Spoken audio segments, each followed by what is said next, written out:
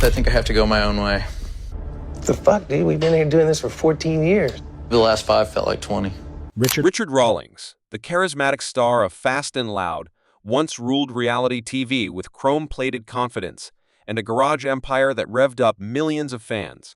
But today, the roar of Gas Monkey Garage has faded into eerie silence. No final burnout, no farewell tour, just a vanishing act that feels more like exile than retirement. So, what really happened behind the scenes? And why does this feel like a goodbye that might last forever? Long before the cameras rolled, Rawlings was a self-made man firefighter, cop, serial entrepreneur, who built his empire one piston at a time. Growing up in Fort Worth, Texas, he inherited his passion for cars from his father, who took him to auto shows and taught him to work with his hands. By age 14, he had already purchased his first car, setting the foundation for a lifelong obsession. This wasn't just a hobby, it was the blueprint for his future. After trying his hand at various careers, including a stint in law enforcement and firefighting, Rawlings never lost sight of his automotive dreams, carrying that grease-stained vision through every paycheck and career pivot. Gas Monkey Garage, founded in 2002, began as a humble operation, a far cry from the glossy TV set it would later become. Rawlings poured everything into those early years, maxing out credit cards, working around the clock, and betting big on his ability to identify diamond in the rough vehicles that others had written off.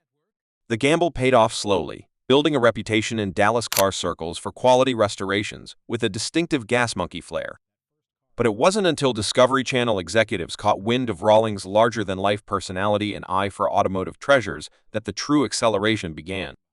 When Fast and Loud premiered a decade after the garage's founding, it catapulted Rawlings from local businessman to household name overnight. With his slick-back hair, signature beer, and razor-sharp negotiation skills, Rawlings brought a fresh, unfiltered energy to automotive TV.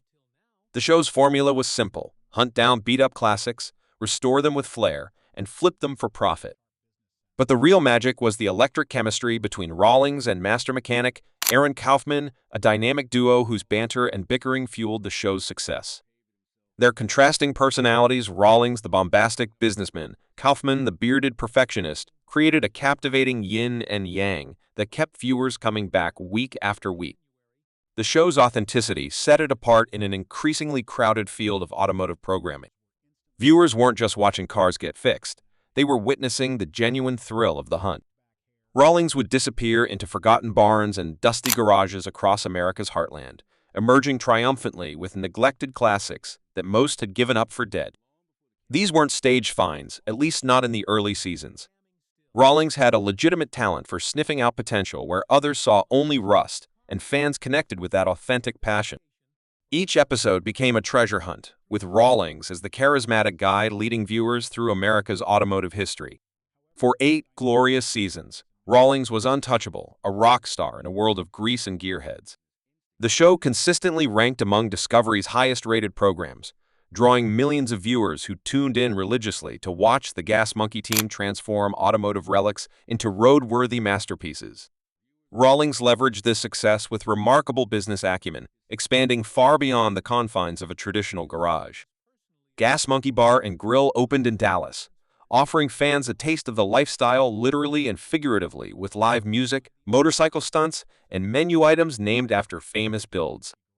The merchandise line exploded, with the now iconic monkey logo appearing on everything from t-shirts to tequila. Gas Monkey energy drinks hit shelves nationwide, and licensing deals brought the brand to international markets, turning a Dallas garage into a global empire. Industry insiders marveled at Rawlings' ability to transcend the typical reality TV ceiling. Most shows in the genre burn bright but fade quickly, yet Fast and Loud seemed immune to this trajectory, at least initially.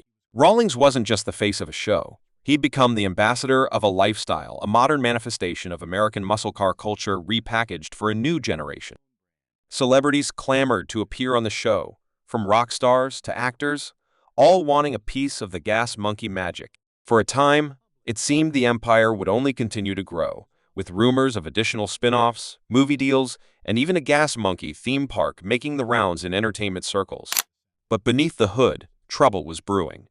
The first major crack appeared with Kaufman's sudden exit in 2017, which shocked fans and insiders alike. He wasn't just a mechanic, he was the show's soul, the quiet genius who balanced Rawlings' bold persona. His departure exposed the growing strain of relentless filming schedules and manufactured drama. "We were being rushed to finish cars way faster than we should have," Kaufman admitted in later interviews, peeling back the curtain on a show buckling under its own hype.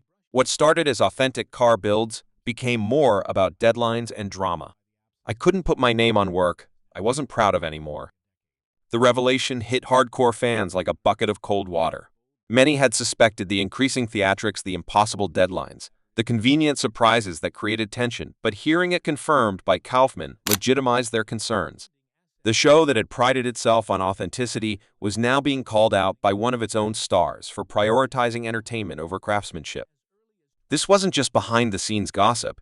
It was a fundamental betrayal of the covenant between the show and its most dedicated viewers. Without Kaufman, Fast and Loud lost its spark. The chemistry that had defined the show was gone, leaving a void that proved impossible to fill. New faces cycled through the garage, talented mechanics in their own right, but none could recreate the magic of the original partnership. Ratings began a slow but steady decline, and fan forums buzzed with complaints about the show's shifting tone. What had once felt like an authentic peek into the world of high-end car restoration now carried the unmistakable scent of manufactured reality TV tropes.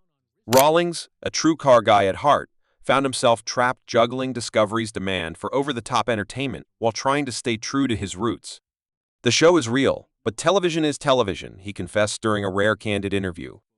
"Sometimes we have to squeeze 2 weeks of work into 42 minutes.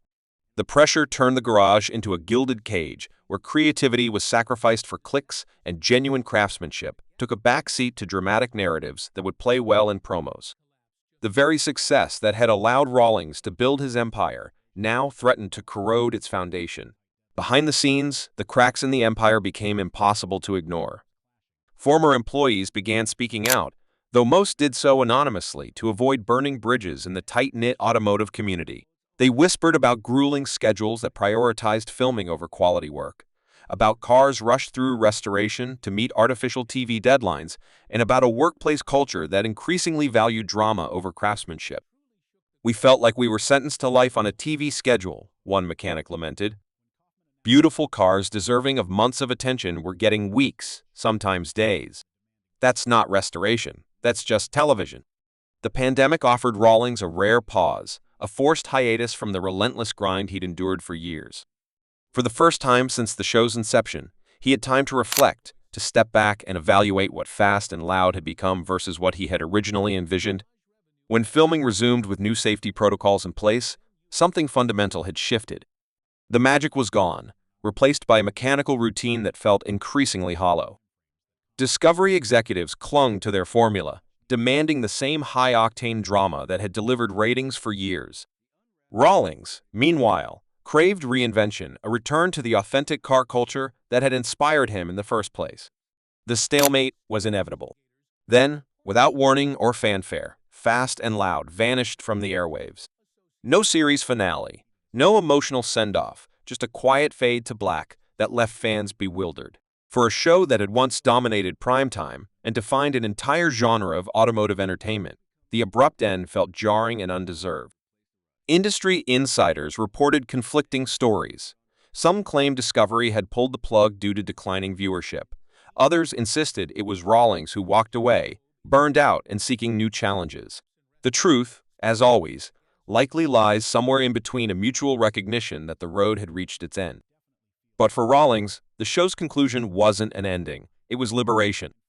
Burned out and boxed in by his own success, he walked away, shifting focus to YouTube content where he could control the narrative, merchandise that didn't require network approval, and live events where he could connect directly with fans without the filter of television production.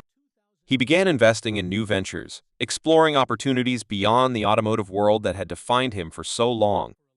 There was life after Fast and Loud. He seemed determined to prove both to his fans and to himself. Yet freedom came with its own sentence.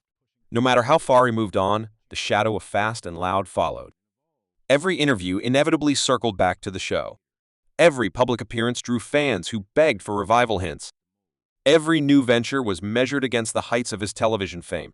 The Richard Rawlings the world loved the fast-talking, risk-taking TV star was a role he could never fully quit, even as he tried to evolve beyond it. Like an actor forever associated with a breakthrough character, Rawlings found that success had typecast him in the public imagination. Legacy, it turns out, is a life sentence. Rawlings built an empire, but the empire also built walls around him, expectations, perceptions, and assumptions that proved difficult to scale. Success became his greatest triumph and his longest confinement.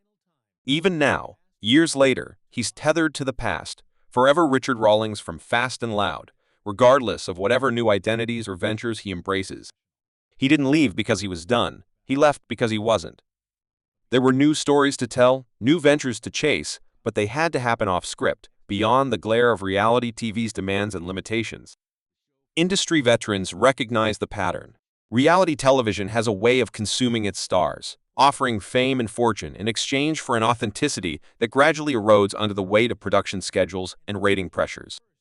What begins as documentation often ends as performance, with real people slowly transforming into caricatures of themselves to meet audience expectations. Rawlings' journey from garage owner to television star and back again isn't just a personal narrative, it's a cautionary tale about the double-edged sword of reality TV fame.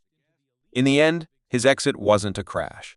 It was a quiet key turning in a lock, a deliberate step away from the spotlight that had both illuminated and confined him. No dramatic goodbye, no last burnout, just a man stepping out of a role the world refused to let him shed, seeking something more sustainable than fame. And that silence spoke volumes, echoing through empty garage bays where cameras once captured every move.